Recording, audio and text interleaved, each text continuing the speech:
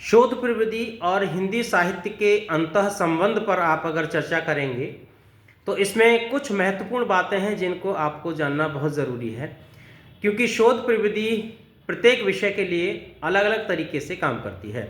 यानी प्रत्येक विषय की हम इस तरह से समझ सकते हैं कि प्रत्येक विषय की जो रिसर्च मेथोलॉजी है, जो शोध प्रविधि है, वो अलग अलग तरीके से काम करती है। समाजशास्त्र की अलग होगी, साइंस की अलग होगी, इतिहास की अलग होगी, साहित्य की अलग होगी, विज्ञान की अलग होगी।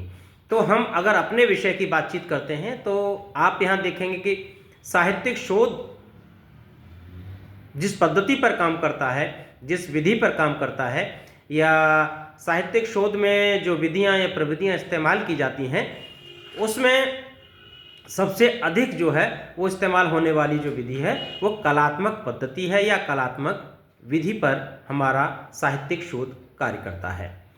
इसमें आप पाएंगे, इसमें बहुत सारे बिंदु हैं जिनके आधार पर हम इस पर चर्चा करेंगे।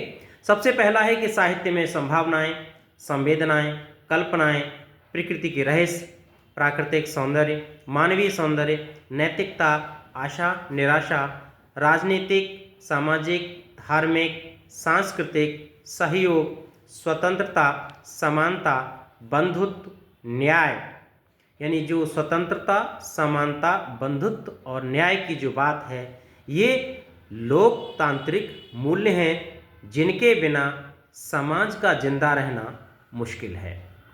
यानी आप कह सकते हैं कि अगर मानवीय मूल्य और नैतिक मूल्य, लोकतांत्रिक मूल्य जिसे आप कहते हैं, ये तीनों ही मूल्य अगर समाज से गायब होने लगें तो आप ये मान के चलिए कि आप जिस समाज में रहते हैं वो आपका जिंदा लाश है।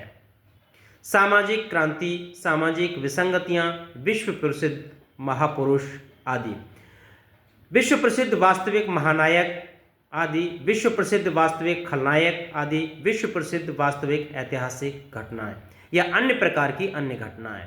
तो जो हमारी साहित्यिक शोध की जो प्रविधि है उसमें सबसे अधिक कलात्मक पद्धति इस प्रकार काम करती है। बने रहिए हमारे चैनल पर, फिर आगे मुलाकात होगी नए वीडियो के साथ। तब तक के लिए धन्यवाद।